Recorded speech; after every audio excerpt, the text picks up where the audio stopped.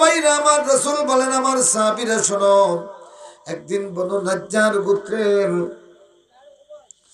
একটা দেওয়ালের পাশ দিয়ে আল্লাহ রসুল যাচ্ছেন, বাগানের পাশ দিয়া আল্লাহ রসুল যাচ্ছেন।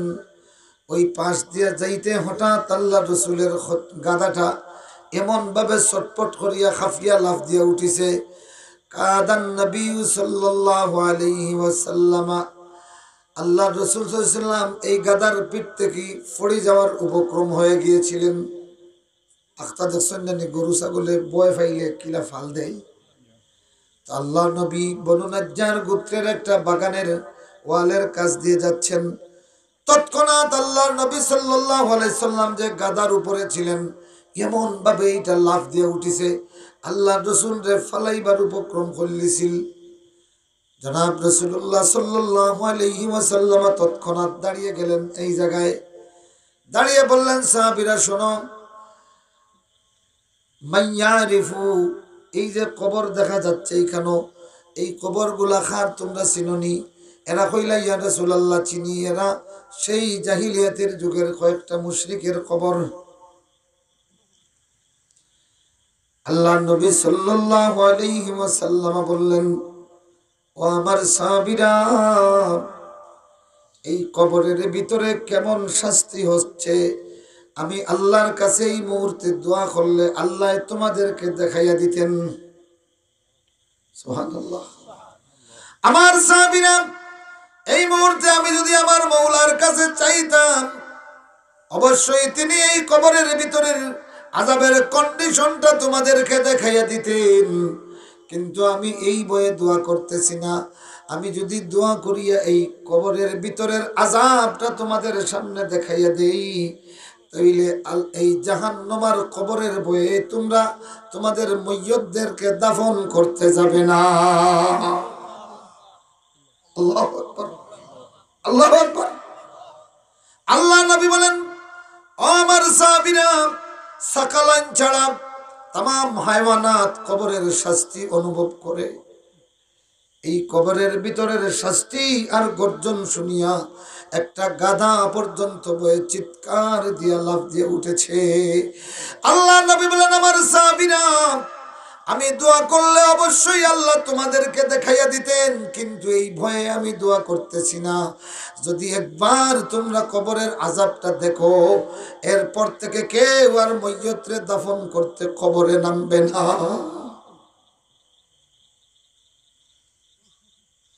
ও বন্ধুগুলি আমার, ও ভাইগুলি আমার, এই জন্য কান্দ। আল্লাহ নবী বলেন, আজিফাতিল্লাহ আজিফা লাইসা লাহা মিন দুনিল্লাহি কাশিফা আফামিন হাযাল হাদিসি তাজাবুন ওয়া তাদহাকুনা ওয়া লা তাবকুন।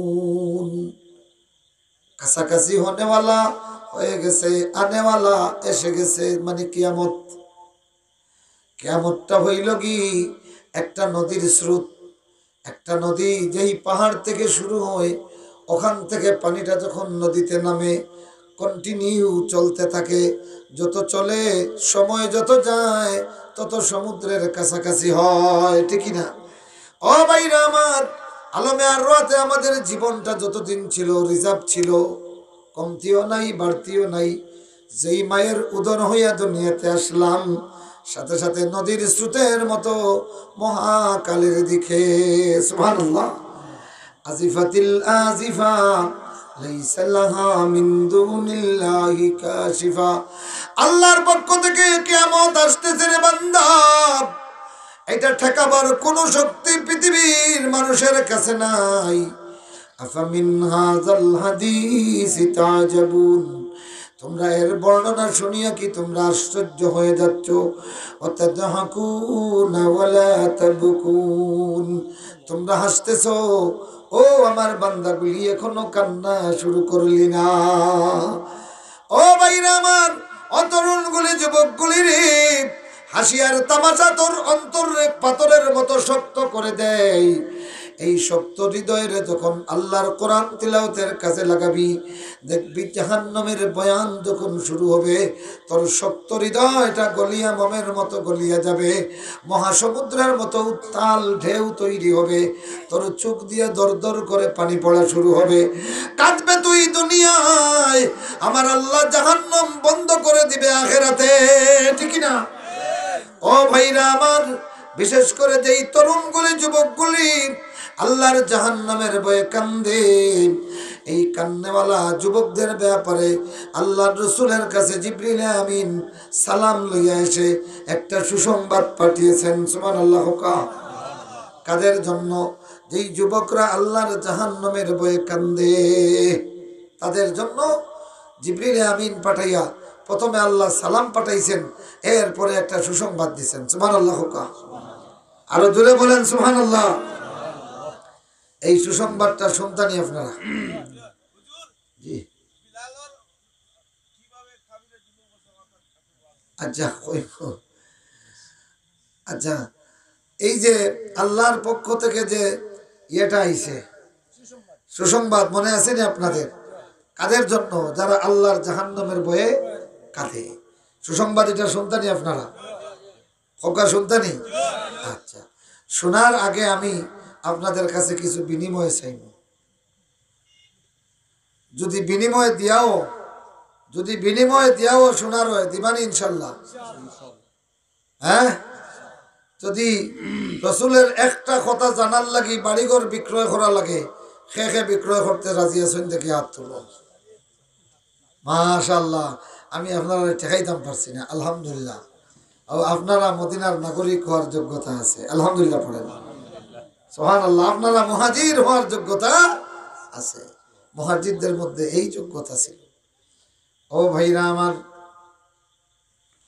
রাসূলুল্লাহ সাল্লাল্লাহু আলাইহি ওয়াসাল্লামের কাছে জিবরিল আমিন আসলেন। ঘটনা হলো আল্লাহ রাসূলের একজন সাহাবী সালাবা ইবনে আব্দুর রহমান রাদিয়াল্লাহু তাআলা আনহু, একেবারে যুবক ছেলে, ছোট্ট একটা গুনাহ করিয়া 40 দিন পাহাড়ের গুহায় লুকাইয়া কানতে কানতে কানতে কানতে দিবসের বেলা আর বাইরে বের হয় না, রাতের বেলা পাহাড়ে কান্দে। তার কান্নার আওয়াজ শুনিয়া রাখালগুলি পর্যন্ত আশ্চর্য হয়ে যায়। দিবসে গিয়ে এই লোকটারে খুঁজে পাওয়া যায় না, রাত যখন গভীর হয় পাহাড়ের বুক চিরে এই বালকের কান্নার আওয়াজ পাওয়া যায়, আর বারবার বলে, আল্লাহ তোমার জাহান্নামের আগুন থেকে আমারে বাঁচাও। 40 দিন পরে জিবরিল আমিন এসে বললেন, ইয়া রাসূলুল্লাহ, আল্লাহ পাক আপনার কাছে সালাম পাঠিয়েছেন। সুবহানাল্লাহ। রাসূলের উম্মত জওয়ান লোকটা জাহান্নামের ভয়ে পাহাড়ে কান্দে। 40 দিন পড়তে না পড়তে আল্লাহ জিবরিল আমিন রে দিয়ে রাসূলের কাছে সালাম পাঠাইয়া দেন।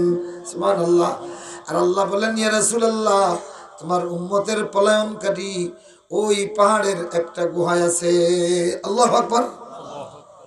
আমার বন্ধুরা, রাসূলুল্লাহ তার 2 জন সাহাবী পাঠাইয়া এই সালাবা ইবনে আব্দুর রহমান রে নিয়ে আসলেন। লম্বা ঘটনা, সেদিকে যাচ্ছি না। আল্লাহর রাসূল তারে বাড়িতে পাঠাইয়া দিলেন। 8 দিন পরে খবর আসলো প্রচন্ড অসুস্থ।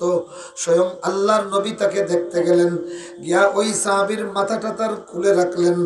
এই সাহাবী তখন মাথাটা সরাইয়া নিলেন। আল্লাহর নবী বলেন, ও সালাবা, লেমা আজালতা রাসাকা, আমার কুল থেকে তোর মাথা কেন সরাইলে?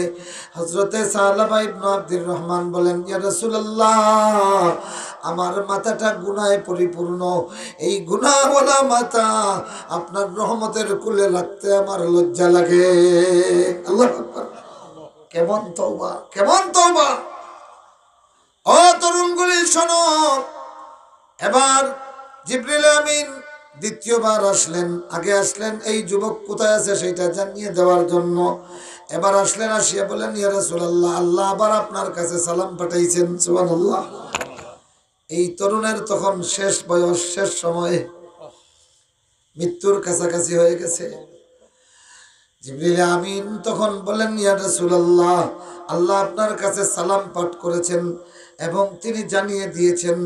কি জানাইছেন? হুনতানি হুনতা তো রাসূলুল্লাহর কথা শুনতে, রাসূলের মহব্বতে এই তাফসীর মাহফিলও কোনো একটা দান খয়রাত করিয়া তো এর বাদে হন্তা কথা বুঝছেন নি আগামী বছর লাগি খে কিতা দিবা হোক কাছে দিনও কালেকশন হয়েছে নি প্যান্ডেল হয়ে গেছে আর পোস্টার হইছে নীল লাগে কিছু আয়োজন আর মাইক হয়ে গেছে নি মাইক হইছে মাইক মাইক প্যান্ডেল হয়ে গেছে মাইক প্যান্ডেল হয়ে গেছে নীল